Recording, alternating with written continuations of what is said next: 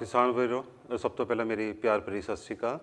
मैं doctor Jaspal Singh Lamba, department of animal nutrition, पशु आहार विभाग तो ਅੱਜ ਆਪਾਂ ਵਾਧੂ ਹਰੇ ਚਾਰੇ ਦੀ ਸੰਭਾਲ ਬਾਰੇ ਗੱਲ ਕਰਾਂਗੇ ਕਿ ਸਭ ਤੋਂ ਪਹਿਲਾਂ ਤਾਂ ਇਹ ਹੈ ਕਿ ਹਰੇ ਚਾਰੇ ਦੀ ਕੀ ਮਹੱਤਤਾ ਹੈ। ਹਰੇ ਚਾਰੇ ਦੀ ਮਹੱਤਤਾ ਕਿਸਾਨ ਵੀਰੋ ਕਿ ਸਭ ਤੋਂ ਪਹਿਲਾਂ ਤਾਂ ਆਪਾਂ ਨੂੰ ਸਸਤੇ ਖੁਰਾਕੀ ਤੱਤ ਦੇ ਨਾਲ ਆਪਾਂ ਵਧੇਰੇ ਦੁੱਧ ਦੀ ਪੈਦਾਵਾਰ ਲੈ ਸਕਦੇ ਹਾਂ। ਇਹ ਜਗਾਲੂ ਵਾਲੇ ਜਿਹੜੇ ਜਾਨਵਰ ਹੈ ਉਹਨਾਂ ਲਈ ਆਪਣੀ ਕੁਦਰਤੀ ਖੁਰਾਕ ਹੈ। ਅਤੇ ਕਹਿਣ ਦਾ ਭਾਵ ਹੈ ਕਿ ਜਿਹੜਾ ਖੁਰਾਕੀ ਤੱਤ ਜਿਹੜਾ ਖਰਚਾ ਹੈ ਆਪਣਾ ਜਿਹੜਾ ਦੁੱਧ ਪੈਦਾ ਕਰਨ ਦਾ ਆਪਣਾ ਜਿਹੜਾ ਖਰਚਾ ਹੈਗਾ ਉਹ ਤਕਰੀਬਨ 60 ਤੋਂ 70% ਖੁਰਾਕੀ ਤੱਤ ਦਾ ਹੁੰਦਾ ਹੈ। ਜੇਕਰ ਆਪਾਂ ਦੁੱਧ ਚੰਗਾ ਪੈਦਾ ਕਰਨਾ ਚਾਹੁੰਦੇ ਹਾਂ ਤਾਂ ਆਪਾਂ ਨੂੰ ਹਰੇ ਪੱਠੇ ਦੀ ਜ਼ਿਆਦਾ ਵਰਤੋਂ ਕਰਨ ਦੀ ਲੋੜ ਹੈ। ਅਤੇ ਵਾਧੂ ਚਾਰੇ ਤਾਂ ਸਾਨੂੰ ਪਤਾ ਹੀ ਹੈ ਕਿ ਜਦੋਂ ਆਪਣੇ ਕੋਲ ਵਾਧੂ ਚਾਰੇ ਹੋਣ ਤਾਂ ਆਪਾਂ ਉਹਨਾਂ ਨੂੰ ਕਿਸਾਨ ਵੀਰੋ ਸੰਭਾਲ ਕੇ ਰੱਖ ਸਕਦੇ ਹਾਂ। ਸੰਭਾਲਣ ਦੀ ਦੋ ਹੀ ਤਰੀਕੇ ਨੇ, ਜਾਂ ਤਾਂ ਉਹਨਾਂ ਦਾ ਅਚਾਰ ਬਣਾਇਆ ਜਾ ਸਕੇ ਜਾਂ ਉਹਨਾਂ ਦਾ ਹੈ ਬਣਾਇਆ ਜਾ ਸਕੇ। ਅਚਾਰ ਬਣਾਉਣ ਲਈ ਸਾਨੂੰ ਕਿਹੜੀਆਂ ਫਸਲਾਂ ਚਾਹੀਦੀਆਂ ਅਤੇ ਉਹਨਾਂ ਦੇ ਕੀ ਮਹੱਤਵ ਹੈ। ਸਭ ਤੋਂ ਪਹਿਲਾਂ ਆਪਾਂ ਦੇਖਾਂਗੇ ਕਿ ਜਿਹੜੇ ਹਰੇ ਚਾਰੇ ਹੈ ਉਹਨੂੰ ਆਪਾਂ ਦੋ ਤਰ੍ਹਾਂ ਦੇ ਹਿੱਸਿਆਂ 'ਚ ਵੰਡ ਸਕਦੇ ਹਾਂ, ਫਲੀਦਾਰ ਅਤੇ ਗੈਰ ਫਲੀਦਾਰ। ਅਤੇ ਜਿਹੜੇ ਫਲੀਦਾਰ ਚਾਰੇ ਆ ਉਹਨਾਂ 'ਚ ਆਪਣੇ ਬਰਸੀਮ, ਅੱਜ ਕੱਲ੍ਹ ਜਿਵੇਂ ਬਰਸੀਮ 'ਤੇ ਚੱਲ ਰਹੀ ਹੈ, ਲੂਸਨ ਹੈ।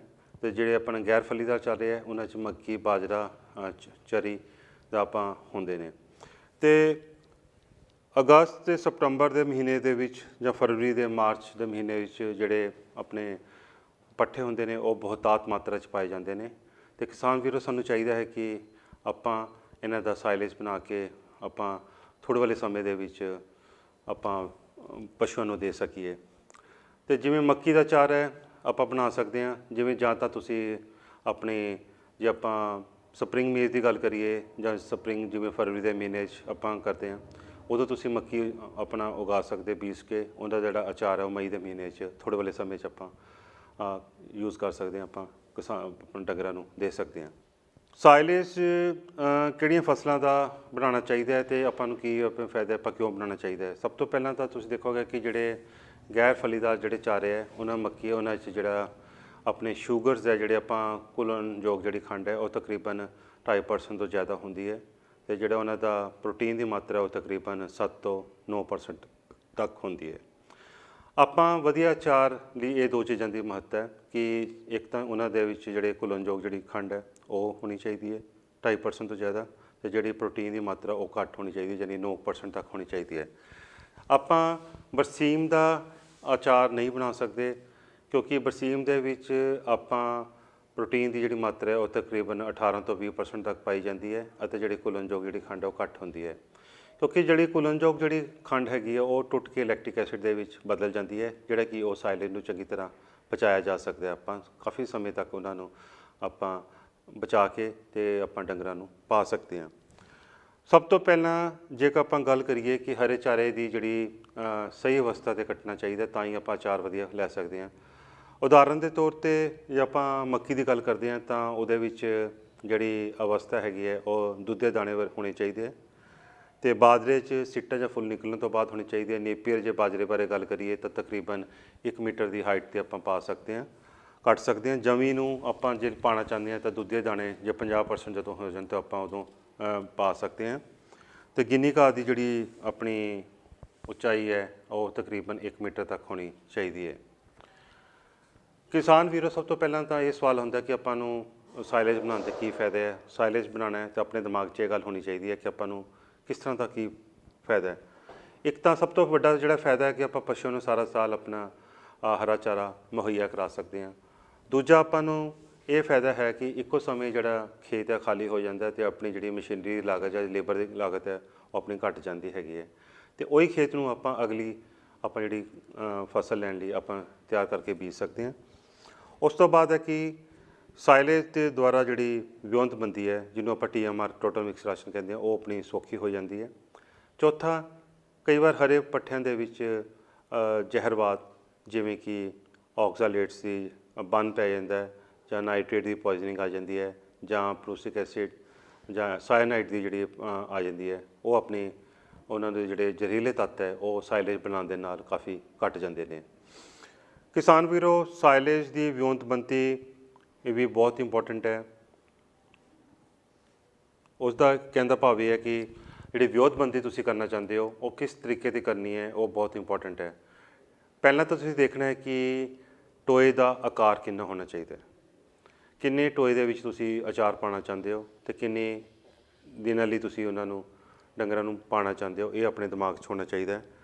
ਅਤੇ ਸਾਈਲੇਜ ਦਾ ਟੋਇਆਂ ਨੂੰ ਭਰਨਾ ਅਤੇ ਬੰਦ ਕਰਨਾ ਅਤੇ ਸਾਈਲੇਜ ਪਸ਼ੂਆਂ ਨੂੰ ਖਵਾਉਣਾ, ਯਾਨੀ ਸਾਈਲੇਜ ਦੀ ਵਿਉਂਤਬੰਦੀ ਆਪਾਂ ਇਸ ਤਰ੍ਹਾਂ ਕਰ ਸਕਦੇ ਹਾਂ ਕਿ ਹਰੇ ਚਾਰੇ ਨੂੰ ਕਿਹੜੀ ਸਹੀ ਅਵਸਥਾ 'ਤੇ ਆਪਾਂ ਕੱਟ ਕੇ ਉਹਨਾਂ ਨੂੰ ਸਾਈਲੇਜ ਦਾ ਤਿਆਰ ਕਰਨਾ ਹੈ। ਪਹਿਲੀ ਸਟੇਜ ਦੇ ਬਾਰੇ ਆਪਾਂ ਜੇ ਗੱਲ ਕਰੀਏ ਕਿਸਾਨ ਵੀਰੋ, ਉਹਨਾਂ 'ਚ ਜਿਹੜੇ ਆਕਸੀਜਨ ਪੈਦਾ ਵਾਲੇ ਜਿਹੜੇ ਜੀਵਾਣੂ ਹੁੰਦੇ ਆ ਉਹ ਹੁੰਦੇ ਨੇ ਅਤੇ ਇਹਦੇ ਨਾਲ ਐਸਟਿਕ ਐਸਿਡ ਵੀ ਬਣ ਜਾਂਦਾ ਹੈ।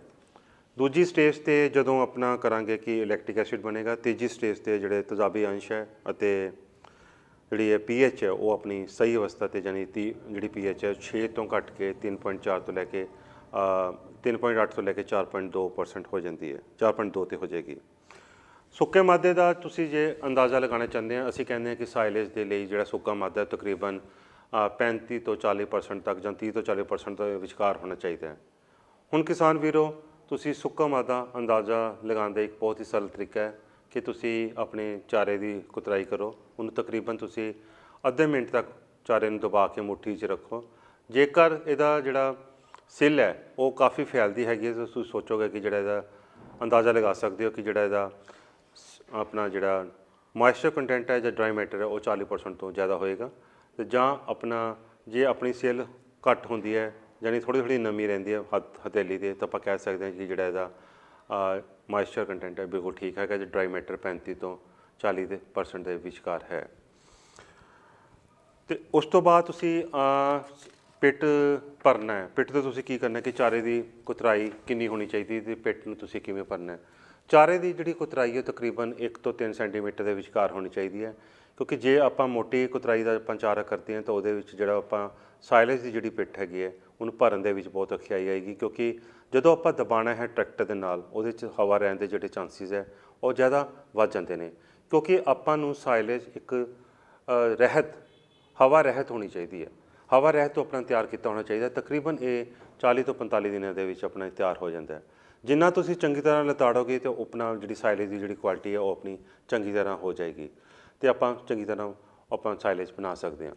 ਸਭ ਤੋਂ ਪਹਿਲਾਂ ਕੋਸ਼ਿਸ਼ ਕਰੋ ਕਿ ਆਪਣਾ ਤੁਸੀਂ ਹਰ 2 ਫੁੱਟ ਦੇ ਵਿੱਚ ਤੁਸੀਂ ਚੰਗੀ ਤਰ੍ਹਾਂ ਉਹਨੂੰ ਭਰੋ ਟੋਏ ਨੂੰ। 2 ਫੁੱਟ ਦੇ ਬਾਅਦ ਤੁਸੀਂ ਉਸ ਤੋਂ ਬਾਅਦ ਚੰਗੀ ਤਰ੍ਹਾਂ ਉਹਨੂੰ ਟਰੈਕਟਰ ਦੇ ਨਾਲ ਲਤਾੜੋ। ਟਰੈਕਟਰ ਦੇ ਨਾਲ ਲਤਾੜਨ ਤੋਂ ਬਾਅਦ ਤੁਸੀਂ ਹਰ 2 ਫੁੱਟ 'ਤੇ ਤੁਸੀਂ ਉਹਨੂੰ ਤੁਸੀਂ ਚੰਗੀ ਤਰ੍ਹਾਂ ਭਰਨਾ, ਤਾਂ ਜੋ ਜਿਹੜੀ ਆਪਣੀ ਹਵਾ ਇਹਦੇ 'ਚ ਰਹੇ ਨਾ।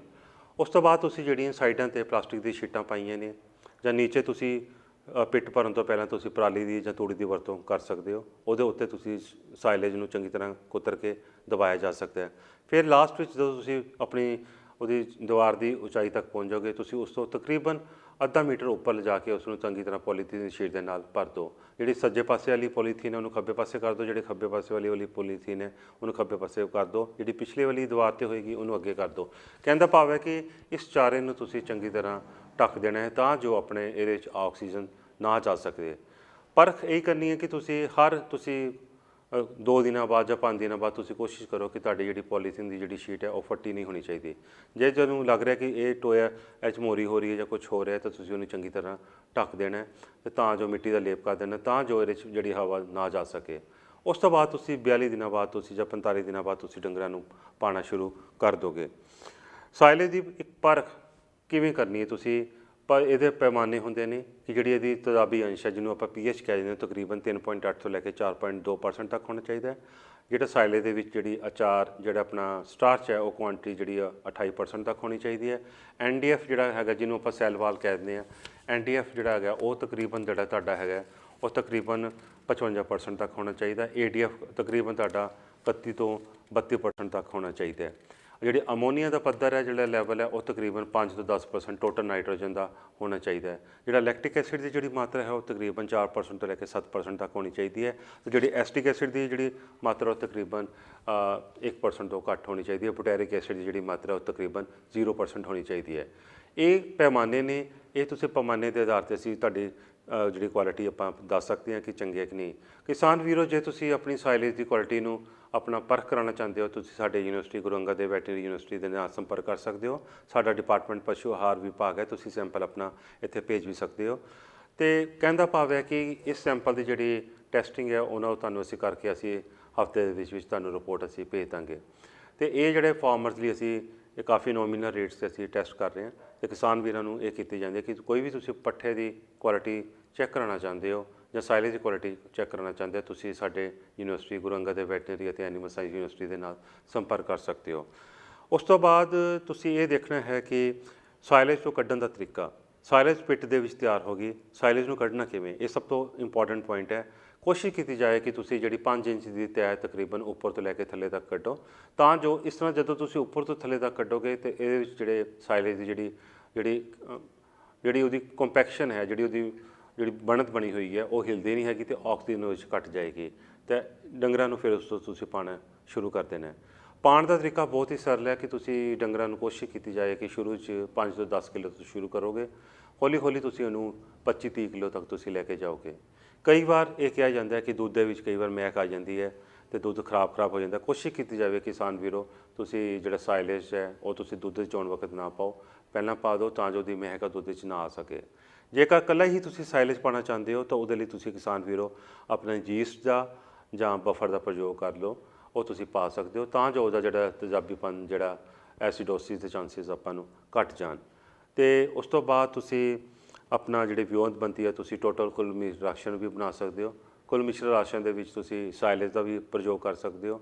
ਸਾਇਲੇਜ ਦਾ ਪ੍ਰਯੋਗ ਕਰਨ ਦੇ ਨਾਲ ਨਾਲ ਤੁਸੀਂ ਉਹ 'ਚ ਦਾਣਾ ਪਾ ਕੇ ਉਹ ਤੁਸੀਂ ਆਪਣਾ ਡੰਗਰਾਂ ਦੀ ਖੁਰਲੀ 'ਚ ਪਾ ਸਕਦੇ ਹੋ ਅਤੇ ਉਹ ਕੋਸ਼ਿਸ਼ ਕੀਤੀ ਜਾਵੇ ਕਿ ਜਿਹੜੀ ਤੁਹਾਡੀ ਖੁਰਲੀ ਹੈ ਉਹ ਖਾਲੀ ਨਹੀਂ ਹੋਣੀ ਚਾਹੀਦੀ, ਕਿਉਂਕਿ ਇਹ ਸਿੱਧੀ ਖਾਲੀ ਹੋਣ ਦੇ ਨਾਲ ਉਸ ਦੀ ਦੁੱਧ ਦੀ ਜਿਹੜੀ ਫੈਟ 'ਤੇ ਸਿੱਧਾ ਅਸਰ ਪੈ ਜਾਂਦਾ ਹੈ।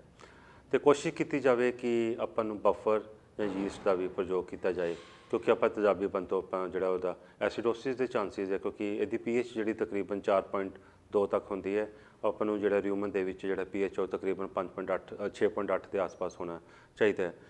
ਉਸ ਤੋਂ ਬਾਅਦ ਤੁਸੀਂ ਕੋਸ਼ਿਸ਼ ਕਰੋ ਕਿ ਜਿਹੜਾ ਆਪਾਂ ਨੂੰ ਸਭ ਤੋਂ ਜ਼ਿਆਦਾ ਫਾਇਦਾ ਹੈ ਕਿ ਆਪਾਂ ਕਈ ਵਾਰ ਆਪਾਂ ਨੂੰ ਜ਼ਹਿਰਵਾਦ ਦੀ ਸਮੱਸਿਆ ਆਉਂਦੀ ਹੈ, ਪਸ਼ੂਆਂ 'ਚ ਕਹਿ ਦਿੰਦੇ ਹਾਂ ਕਿ ਨਾਈਟ੍ਰੇਟ ਦੀ ਪੋਇਜ਼ਨਿੰਗ ਆ ਰਹੀ ਹੈ ਜਾਂ ਡੰਗਰਾਂ ਨੂੰ ਆਕਜ਼ੇਲੇਟ ਕਰਕੇ ਬੰਦ ਪੈ ਜਾ ਰਿਹਾ, ਜਾਂ ਆਪਾਂ ਨੂੰ ਜਿਹੜੇ ਸਾਇਆਨਾਈਡ ਦੀ ਪੋਇਜ਼ਨਿੰਗ ਆ ਰਹੀ ਹੈ।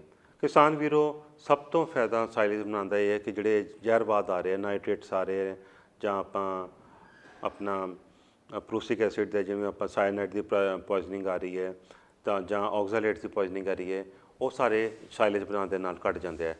ਉਦਾਹਰਨ ਦੇ ਤੌਰ 'ਤੇ ਮੈਂ ਤੁਹਾਨੂੰ ਦੱਸਣਾ ਚਾਹਾਂਗਾ ਕਿ ਜਿਹੜੇ ਜ਼ਹਿਰਵਾਦ ਦੇ ਕੀ ਕਾਰਨ ਹੈ ਕਿ ਜੇਕਰ ਆਪਾਂ ਕਿਸਾਨ ਵੀਰ ਆਪਾਂ ਲੋੜ ਤੋਂ ਜ਼ਿਆਦਾ ਰੂੜੀ ਵਾਲੀ ਖਾਦਾਂ ਜਾਂ 2,4-D ਦਾ ਸਪਰੇਅ ਕਰਦੇ ਹਾਂ, ਜਾਂ ਆਪਾਂ ਆਪਣੀ ਮਿੱਟੀ ਦੇ ਵਿੱਚ ਜੇ ਆਪਣੀ ਸਲਫਰ ਦੀ ਜਾਂ ਮੋਲੀਬਡੇਨਮ ਦੀ ਘਾਟ ਹੈਗੀ ਹੈ, ਇਹਨਾਂ ਕਾਰਨਾਂ ਕਰਕੇ ਜਿਹੜਾ ਨਾਈਟ੍ਰੇਟ ਹੈ ਉਹ ਦਾ ਪੱਧਰ ਵੱਧ ਜਾਂਦਾ ਹੈ। ਅਤੇ ਕੋਸ਼ਿਸ਼ ਕੀਤੀ ਜਾਵੇ ਕਿ ਵੱਧ ਜ਼ਿਆਦਾ ਰੂੜੀ ਵਾਲੀ ਖਾਦ ਜਾਂ ਲੋੜ ਤੋਂ ਜ਼ਿਆਦਾ ਯੂਰੀਆ ਦੀ ਸਪਰੇਅ ਨਾ ਕੀਤਾ ਜਾਵੇ ਜਾਂ 2,4-D ਦਾ ਨਾ ਕੀਤਾ ਜਾਏ। ਉਹਦਾ ਕਿ ਨਾਈਟ੍ਰੇਟ ਦੀ ਪੋਇਜ਼ਨਿੰਗ ਦਾ ਜ਼ਹਿਰਵਾਦ ਆ ਜਾਂਦਾ ਹੈ ਡੰਗਰਾਂ ਦੇ ਵਿੱਚ। ਪਰ ਘਬਰਾਉਣ ਦੀ ਕੋਈ ਲੋੜ ਨਹੀਂ, ਤੁਸੀਂ ਤੁਸੀਂ ਵੈਟਨਰੀ ਡਾਕਟਰ ਜਿਹੜੇ ਤੁਹਾਡੇ ਨਾਲ ਹੋਣਗੇ ਜ਼ਿਲ੍ਹੇ 'ਚ, ਉਹਦੇ ਨਾਲ ਤੁਸੀਂ ਸੰਪਰਕ ਕਰ ਸਕਦੇ ਹੋ, ਜਾਂ ਤੁਸੀਂ ਸਾਡੇ ਵੈਟਨਰੀ ਦੀ ਗੁਰੂ ਅੰਗਦ ਦੇਵ ਵੈਟਨਰੀ ਯੂਨੀਵਰਸਿਟੀ ਮਾਵਾ ਤੁਸੀਂ ਆਪਣੀ ਸੇਵਾ ਲੈ ਸਕਦੇ ਹੋ। ਕੋਸ਼ਿਸ਼ ਇਹ ਕਰੋ ਕਿ ਮਿਥਿਲੀਨ ਬਲੂ 4% ਦਾ ਜਿਹੜਾ ਘੋਲ ਹੈ ਤੁਸੀਂ ਦੇ ਕੇ ਡੰਗਰਾਂ ਨੂੰ ਆਪਾਂ ਪਹੁੰਚਾਇਆ ਜਾ ਸਕਦਾ ਹੈ। ਅਤੇ ਕਹਿਣ ਦਾ ਭਾਵ ਹੈ ਕਿ ਜਿੰਨੇ ਵੀ ਗੈਰ ਫਲੀਦਾਰ ਚਾਰੇ ਆ ਉਹਨਾਂ 'ਚ ਨਾਈਟ੍ਰੇਟ ਦੀ ਸਮੱਸਿਆ ਆ ਜਾਂਦੀ ਹੈ। ਬਰਸੀਮ ਦੇ ਵਿੱਚ ਅੱਜ ਕੱਲ੍ਹ ਦੀ ਸਮੱਸਿਆ ਆ ਰਹੀ ਹੈ, ਕਈ ਵਾਰ ਆ ਜਾਂਦੀ ਹੈ, ਅਤੇ ਘਬਰਾਉਣ ਦੀ ਕੋਈ ਲੋੜ ਨਹੀਂ। ਤੁਸੀਂ ਇਹਨਾਂ ਦਾ ਆਪਣਾ ਟੈਸਟ ਵੀ ਤੁਸੀਂ ਨਾਈਟ੍ਰੇਟ ਦਾ ਸਾਡੀ ਯੂਨੀਵਰਸਿਟੀ ਨਾਲ ਸੰਪਰਕ ਕਰਕੇ ਕਰਵਾ ਸਕਦੇ ਹੋ।